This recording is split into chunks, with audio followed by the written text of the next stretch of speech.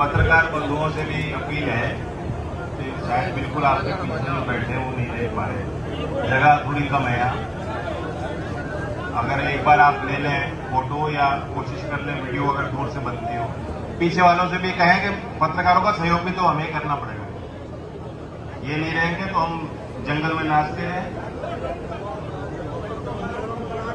मैं अध्यक्ष जी को, हमारे क्षेत्रीय अध्यक्ष भी यहीं के हैं, जिला अध्यक्ष भी हैं, विधायकगण, पार्टी के कार्यालय जिनकी देखरेख में, जिनके सहयोग से यहाँ कार्यालय पार्टी का चल रहा है, सभी को मैं धन्यवाद देता हूँ। पुलिस कर्मियों से निवेदन, आप कुछ ना आप ना हो जी, हो गई जितना मैंने कहना था कह दिया। मेरी जितनी मान लेंगे फिर आप ना उलझो, बात उल्टी पड़ जाएगी। आप ना कहो, पत्रकार आप सीनियर पत्रकार हो, आप तो अपना याद रखो, सीनियर पत्रकार हो। आप चुप हो जाओ मलिक साहब, आप पहलवानी कर रहे हैं आजकल। मैं जानता हूँ खुशी है बहुत लोगों में, बहुत उत्सुकता भी है। काफी दिनों बाद इस तरह से बातचीत हो पा रही है, मिल पा रहे हैं लोग। बहुत लोगों ने पुरानी एप्लीकेशन लिख के धर रखी थी, तब मौका मिलेगा। सरकार की अपनी चाल होती है, तौर तरीके होते हैं, प्रक्रियाएं होती हैं। आपने तो मुझसे पहले चौधरी अजीत सिंह जी भी देख के रखे हैं, जब उनको मौका मिला, उनके हाथ में कलम आपने दी, कोई जिम्मेदारी उनके ऊपर थी, और उससे पहले चौधरी चरण सिंह जी ने आए। विपक्ष की भूमिका में रहते हुए देख, विपक्ष की भूमिका एक होती है, और जब आप सत्ता पक्ष में होते हो तो आपके कुछ लक्ष्मण रेखाएं भी होती हैं। आज मैं उस प्रकार से आजाद नहीं हूं, मेरा वक्त अपना वक्त नहीं है। पहले मेरा 100% वक्त पार्टी के विस्तार के लिए, कार्यकर्ताओं की सुनवाई के लिए था, अपनी राजनीतिक जमीन मजबूत और दुरुस्त करने के लिए। आज पूरे देश के लिए मंत्रालय की जिम्मेदारी है, विभाग की अपनी मुश्किलें हैं, बारीकियां होती हैं, तकनीकी पहलू होते हैं। सांसदों के प्रति मेरी जवाबदेही है, जो अपने अपने क्षेत्र का प्रतिनिधित्व करके चुनाव लड़के जीत के वहां पहुंचे हैं। उनके क्षेत्र की जनता की उम्मीदें उनसे होती हैं, और देश के बाहर के जो दूसरी सरकारें हैं, दूसरे देश हैं, जहां हमारे ताल्लुकात अच्छे हैं, मधुर संबंध हैं, व्यापारी रिश्ते हैं, शिक्षा के क्षेत्र में हम लोग काम कर रहे हैं, करार हैं, संबंध है बहुत गहरे, उनके नेताओं से भी तालमेल और संपर्क संवाद मुझे करना पड़ता है। इसलिए इस बीच में अगर कोई इतने समय बाद मुझे मिल रहा है, कोई शिकायत भी होगी तो अपने मन में रखना और बुरा मत मानना। मैं आपका ही हूं, मैं यही आपको कहने आया हूं, और ना मैं आपसे कहीं दूर हूं। हमें अपनी प्रक्रियाओं को दुरुस्त करना पड़ेगा, कार्यालय के प्रबंधन को मजबूत करना पड़ेगा, अपने कार्यकर्ताओं को प्रशिक्षित करना पड़ेगा। जैसे चौधरी साहब के समय के ही कार्यकर्ता आज भी वही कारण है कि कई तूफान आ गए, लेकिन हमारी नींव मजबूत रही। जो कार्यकर्ता दादाजी ने तैयार किए उस क्रांति के समय में, गांव-गांव में निकल के प्रचार करके, और आपने भरपूर सहयोग किया। जो कार्यकर्ता हमारे दल के, पार्टी के नाम बदल गए, सिंबल बदल गए, अलायंस बदल गई, सत्ता में गए, बाहर चले गए, संख्या बढ़ गई, घट गई, उन कार्यकर्ताओं पर कोई फर्क उस बात का नहीं पड़ा। कारण था कि एक वो विचार से बन रहे। लंबे समय जिस तरह से लोकदल यहां तक पहुंचा है, आप लोग पहुंचे हो, आपने पहुंचाया है, इसलिए कि पार्टी और संगठन व्यक्तियों से नहीं चल पाए, उनकी अपनी एक परंपराएं होती है और विचार होने से। चौधरी चरण सिंह के विचार हमारे बुजुर्ग लोग तो जानते ही हैं। नए कार्यकर्ता, नए जो छात्र जिंदगी में, जीवन में जो जिनके अंदर एक राजनीतिक एक क्यूरियोसिटी बनती है, वो पार्टी में आ रहे हैं, शायद उन्हें उस तरह से जानकारियां नहीं। एक तो हमें उन्हें बताना है, चौधरी साहब को जब से भारत रत्न मिला, थोड़ा हमारा काम आसान हुआ। मैं देख रहा था अमेजोन पे भी उनकी किताबें बिकने लगी। और हम लोग कोशिश कर रहे हैं कि शिक्षा विभाग में, एनसीईआरटी में, करिकुलम में, हर स्तर पे, हायर एजुकेशन में, विश्वविद्यालयों में चेयर स्थापित हो। किताबों में चौधरी चरण सिंह के जो लिखे गए जो उनकी किताबें हैं, किस समय पे भारतीय राजनीतिक और सामाजिक इतिहास में जो उनका योगदान है, वो चीजें उनमें आनी चाहिए। मैं यहाँ इस कार्यक्रम के बाद नवोदय जो नवनिर्माण निर्मित स्कूल है यहाँ शामली में 2020 में बनाया गया। हाँ भैंसवाल है, भैंसवाल तो शामली में है। भैंसवाल में जमीन मिल गई तो कर दिया, प्राइमरी स्कूल था। हाँ गांव सही, मेरा भी गांव है। वहां मैं जाऊंगा, बच्चों से मुलाकात और उन बच्चों से हमें उम्मीद है, क्योंकि चौधरी चरण सिंह की कर्मभूमि में पैदाइश ही उन बच्चों की है। वहां भी जाके मैं उनको यही बात बताऊं। तो ऐसे अगली पीढ़ियों को हम किसानों की लड़ाई लड़ने के लिए, गांव देहात के संस्कारों को विश्व पटल पर रखने के लिए हम तैयार करने की कोशिश कर रहे हैं। और जहां तक लोकदल की बात है, लोकदल की शैली वही है, मिजाज हमारे लोगों का वही है। मुद्दे भी बदलते हैं, कुछ मुख्य मुद्दे अभी भी वही है।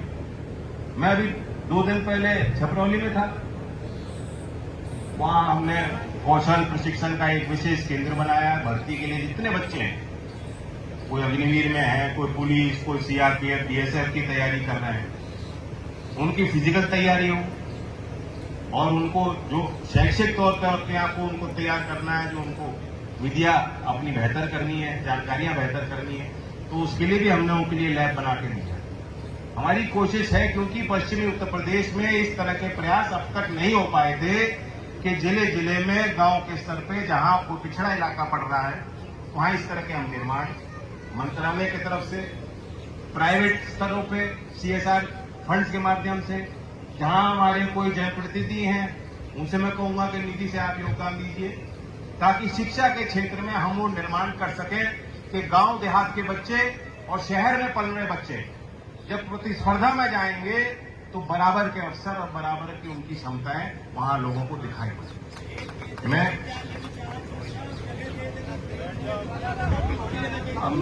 मालेंडी वालों को क्या कहूं, चलो सरकार की प्रक्रिया होती है, विधायक जी हैं वो करेंगे प्रयास। अब मेरी मजबूरी ये है कि अगर मेरे पार्टी का विधायक भी कुछ कहेगा तो संभव नहीं, मुझे मना तो करनी पड़ेगी कि नहीं करनी पड़ेगी? मना ना करूं, करनी पड़ेगी। सारे काम नहीं हो पाएंगे,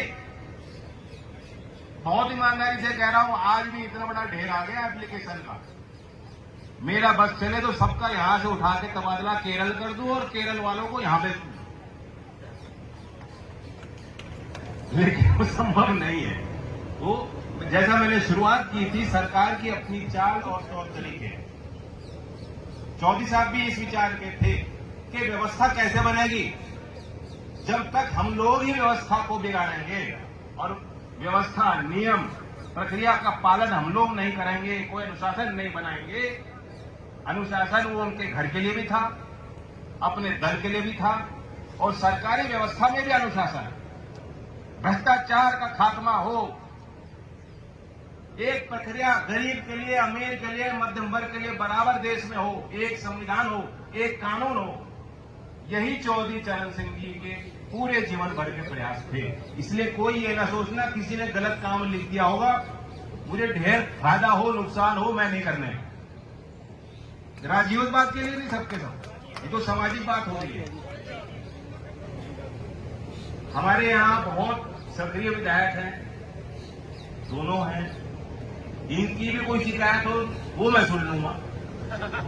बाकी जहां मैं नहीं पहुंच पा रहा, जिला अध्यक्ष है, कार्यकर्ता है, विधायक है, शामली ने कोई कसर नहीं छोड़ी, भरपूर ताकत दी है लोगों। मैं फिर धन्यवाद देता हूं। मुद्दों की बात करूंगा। क्या बात, मैंने मांगा पानी, बैठो ना, पकड़ लो भाई, बैठ कर सुन लिया। होना लड़का है, एमजी है, तो एक तो मैं अपने वर्कर को कहना चाहता हूं कि जो सरकारी व्यवस्था में जब कोई योजना बनती है वो योजना को समझें, कोशिश करें कि जो उस योजना में जो पात्रदार जो लाभार्थी हैं हमारे क्षेत्र में रहने वाले उनको बताएं और वो लोग उस योजना का लाभ उठा सकें। ये हमारा इलाका बहुत फॉरवर्ड इलाका है। यहाँ मैं देख रहा हूँ हाईवे का जाल बन रहा है, सड़कें बन रही हैं, वैसे भी यहाँ खेती अच्छी है। तो जिन पे अच्छी जमीनें हैं उनकी तो मौज हो ही रही। और जो छोटे काश्तकार हैं, जो भूमिहीन हैं, बात उनकी है। तो उनके लिए योजना देश में बन रही है लेकिन वो लाभ नहीं उठा रहे। मैं कल महाराष्ट्र में प्रधानमंत्री जी के साथ प्रधानमंत्री विश्वकर्मा योजना 1 साल से चल रही है। क्या योजना है?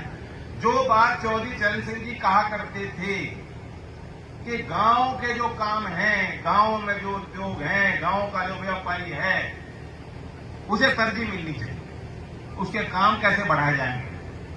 आज आजादी के बाद भारत सरकार ने पहली बार एक तो चौधरी चरण सिंह जी का समय था और एक अब हुआ कि सरकार ने कहा कि जो काश्तकार है, जो जमीन भूमिहीन जो इन कामों से जुड़ा हुआ है, कुम्हार है, सुनार है, मूर्ति बनाता है, माला बनाता है, खिलौने बनाता है, हाथ से काम करता है, राजमिस्त्री है, नाई है, बढ़ाई है, ये तो सब गांव में मिलते हैं कि नहीं मिलते?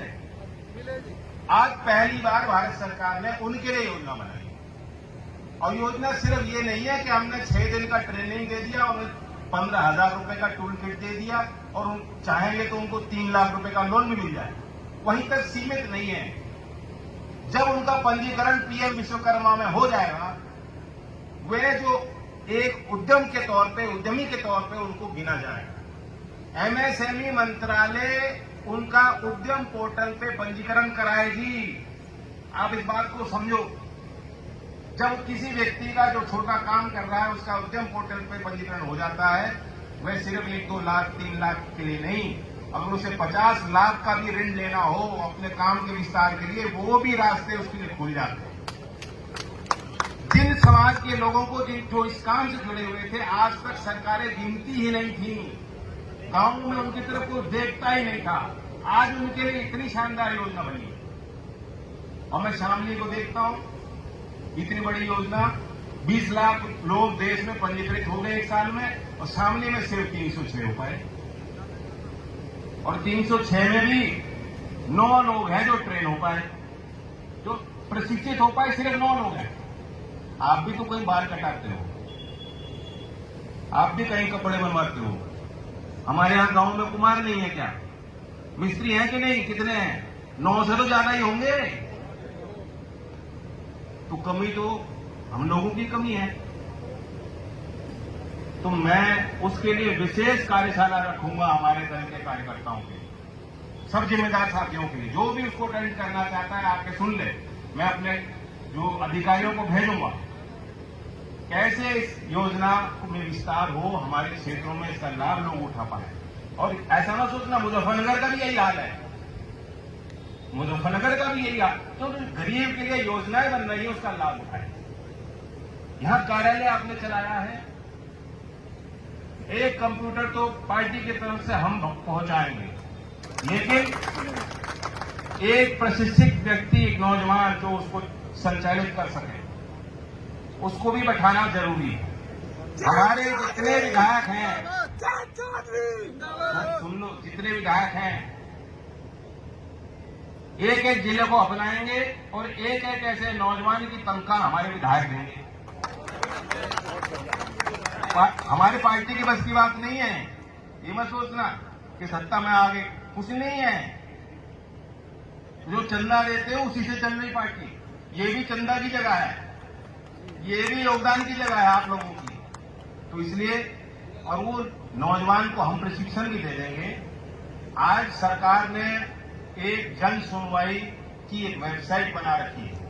1076 का फोन, मोबाइल से आप फोन करेंगे और IGRS ग्रीवियंस रिड्रेसल सिस्टम का पूरा सिस्टम बना हुआ है कि आपकी कोई शिकायत है, खतौनी में गलत कोई दर्ज हो गया, पटवारी आपको तंग कर रहा है, बिजली का अधिकारी तंग कर रहा है, शिक्षा विभाग का अधिकारी कोई तंग कर रहा है, विधायक कोई तंग कर रहा है, कोई समस्या हो, जमीन से जुड़ी समस्या हो, एक प्रक्रिया है कि आप वहां दर्ज करें और शिकायत अगर उसका निवारण नहीं होगा तो ऊपर जाके मुख्यमंत्री तक उसकी समीक्षा करते हैं।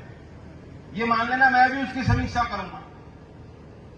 इसकी जानकारी कितनों को थी? कैसा कोई सिस्टम है? किसी को नहीं। तो जो हमारे कार्यालय में लड़का बैठेगा तो ये सारी चिट्ठी के आपको यहाँ बाट वेट कर रहे हो, देख रहे हो कि कब मैं आऊंगा तब मुझे चिट्ठी सौंपोगे। आधा काम तो यूं ही हो जाएगा कि अगर हमारे जिलाध्यक्ष यहाँ कार्यालय में बैठे ड्यूटी लगाएं कि फलाना समय फलाना विधायक, फलाना जिला पंचायत सदस्य, फलाना प्रमुख, फलाना हमारा कार्यकर्ता बैठेगा और लोगों की सुनवाई।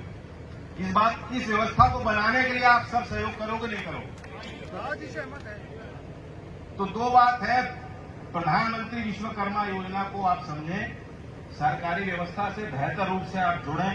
हम लोग सरकार में हैं, विपक्ष की तरह टाल नहीं कर सकते आप कि आप कहीं गांव में जाओ, आपको शिकायत कोई दे, आपको नहीं हमारे बस में नहीं, ऐसा नहीं है।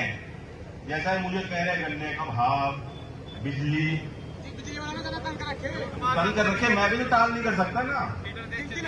तो मैं तो कह रहा हूं कि जब चुनाव के पहले जो मैंने बात कही थी, आज भी उस बात पर कोई टाल नहीं है।